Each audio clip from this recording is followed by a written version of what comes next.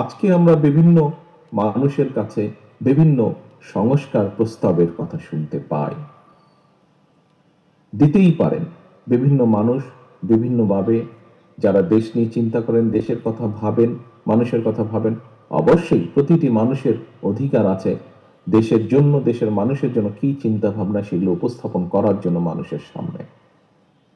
এখানেই পার্থক্য। অন্য যতগুলো মানুষ আজ সংস্কারের কথা বলছেন, সংস্কার বিষয়ে কথা বলছেন, তাদের সাথে বিএনপির পার্থক্যটা এখানে। কোথায়? বিএনপি স্বৈরাচার যখন অস্ত্রের জোরে ক্ষমতা দখল করে রেখেছিল, যখন মানুষকে, আমাদের শত শত নেতাকর্মীকে গুম খুন করার মাধ্যমে ক্ষমতা ধরে রেখেছিল, যখন দেশের লক্ষ লক্ষ মানুষের অত্যাচার নির্যাতন চালিয়ে মানুষের ভোটের অধিকারকে হরণ করে ক্ষমতা দখল করে রেখেছিল, তখন তার সেই রক্তচক্ষুকে উপেক্ষা করে বাংলাদেশ জাতীয়তাবাদী দল দেশের মানুষের সামনে 31 দফা উপস্থাপন করেছে। সেই স্বৈরাচারের চোখ রেখে বাংলাদেশ জাতীয়তাবাদী দল বলেছে, তোমরা দেশকে ধ্বংস করেছ, আমরা দেশকে পুনর্গঠন করতে চাই। বাংলাদেশ জাতীয়তাবাদী দল বিএনপির মূল লক্ষ্য এবং উদ্দেশ্যই হচ্ছে জনগণ এবং বাংলাদেশ, বাংলাদেশের জনগণ এবং বাংলাদেশ। আমাদের মূল লক্ষ্য, আমাদের রাজনীতির মূল লক্ষ্য হচ্ছে বাংলাদেশ এবং বাংলাদেশের জনগণ। সেজন্য আমরা আজ থেকে সবার আগে উপস্থাপন করেছিলাম কিভাবে আমরা রাষ্ট্রকে মেরামত করতে চাই, রাষ্ট্র কাঠামোকে মেরামত করতে চাই, কিভাবে ভেঙে পড়া প্রতিটি প্রতিষ্ঠানকে আবার মেরামত করতে চাই, এবং যে রাষ্ট্র কাঠামো মেরামতের মাধ্যমে দেশ এগিয়ে যাবে, দেশের পুনর্গঠন হবে বা দেশের মানুষের ভাগ্যের পরিবর্তন হবে। আমরা আমাদের বহু নেতাকর্মী, বেশ অনেক নেতাকর্মীর বিরুদ্ধে ব্যবস্থা গ্রহণ করেছি, যারা দলেরই অবস্থান থেকে সরে গিয়ে কোনো অনৈতিক কাজ করেছেন।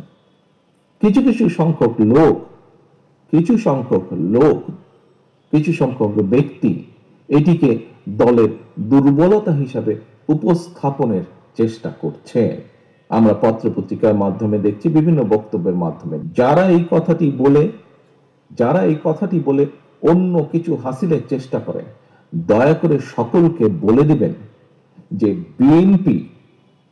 বিএনপি তার অবস্থান পরিষ্কার করেছে। বিএনপি একমাত্র দল যারা কোনো ডিনাইলে থাকে না, অর্থাৎ আমাদের ভিতরে যদি কেউ অন্যায় করে তার বিরুদ্ধে আমরা ব্যবস্থা গ্রহণ করি। এই উদাহরণ একমাত্র বিএনপি দেখেছে। এটি বাংলাদেশ জাতীয়তাবাদী দল এবং অন্য দলের সাথে এটি হচ্ছে অন্যতম সবচেয়ে বড় পার্থক্য। আমাদের নেতা স্বনির্ভর বাংলাদেশ চেয়েছিলেন, জিয়াউর রহমান যে স্বনির্ভর বাংলাদেশ করেছিলেন, চাল রপ্তানি করেছিলেন। আর আমাদের নেতা, গত সপ্তাহে আমি একটি স্পোর্টসে গিয়েছিলাম, কলেজের স্পোর্টসে,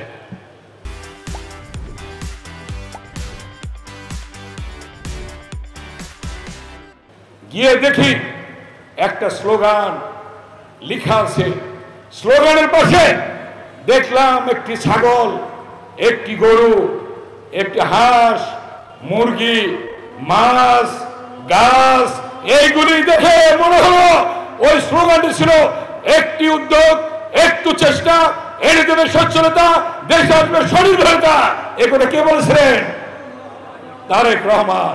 সেই স্লোগান নিয়ে আগামী দিনে আল্লাহর রহমতে আপনার ভোটে বেগম খালেদা জিয়ার সরকার হবে, তারেক রহমানের সরকার হবে, সেই সরকার হবে আবার এই স্বনির্ভর বাংলাদেশ। সেই সরকার অধীনে ইনশাআল্লাহ আমরা তারেক রহমানের নেতৃত্বে দেশ পরিচালনা করব। সাংগঠনিক পুনর্গঠন প্রক্রিয়াতে যে কোনো সংগঠনের একটি স্বাভাবিক কার্যক্রম, বিভিন্ন কারণে স্বাভাবিক কাজটি আমরা করতে পারিনি। আমরা সেই স্বাভাবিক কাজটি করছি, অর্থাৎ যখন সুযোগ পেয়েছি। দীর্ঘদিন ধরে আপনারা জানেন আমাদের উপজেলা ইউনিটগুলো, পৌর ইউনিটগুলোর পুনর্গঠন প্রক্রিয়া শেষ হয়েছিল, জেলা কাউন্সিল বিভিন্ন কারণে আটকে গিয়েছিল। পরিস্থিতি কিছুটা হলেও অনুকূল আমরা মনে করেছি, কারণ ফ্যাসিবাদের সময় যে পরিস্থিতি তার তুলনায় একটু ভিন্নতর পরিস্থিতি, কাঙ্ক্ষিত পরিস্থিতি না হলে একটু ভিন্নতর পরিস্থিতি। সেখানে আমরা পুনর্গঠন প্রক্রিয়াটা স্বাভাবিক প্রক্রিয়ার অংশ হিসেবে শেষ করতে যাচ্ছি, এর বাইরে অন্য কোনো কিছু নেই। আজকে আমাদের সম্মেলনের মূল প্রতিপাদ্য এবং কর্মীরা যেটা চায় এবং যেটা মেসেজ আমরা দিতে চাই সেটা হচ্ছে বিএনপি ভারপ্রাপ্ত তারেক রহমানের নির্দেশে দীর্ঘ 16 বছর আন্দোলন সংগ্রাম করে আসছে। বিএনপি জিয়া রহমানের দল, বিএনপি শান্তিপ্রিয় দল। বিএনপি মানুষের পাশে থাকে, আগামী নির্বাচনে প্রতিদ্বন্দ্বিতা করবে এবং সেই নির্বাচনে যে দলটি রাষ্ট্র ক্ষমতা আসবে বিএনপি তার সাথে কাজ করবে এবং বাংলাদেশে অন্তত পরবর্তীতে আর যেন এরকম করে ফ্যাসিস্ট তৈরি না হোক, আজকে কর্মীদের কাছে সেই মেসেজ দেওয়া হবে। দীর্ঘ 17 বছর পরে আমাদের জেলা কাউন্সিল অনুষ্ঠিত হচ্ছে। এর মধ্যে নতুন নেতৃত্ব আসবে।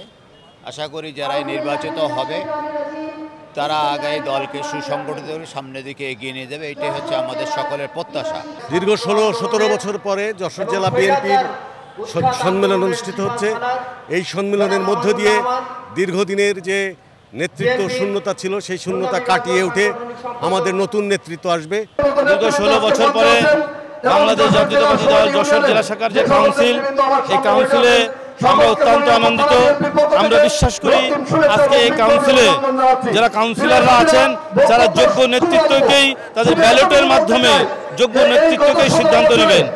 আসলে 16 বছর পরে একটা সম্মেলন হচ্ছে, তো আমরা যশোরের মানুষ যারা বিএনপি পরিবার আমরা খুবই আনন্দিত যে একটি সম্মেলনের মাধ্যমে নতুন নেতৃত্ব স্থাপন হবে।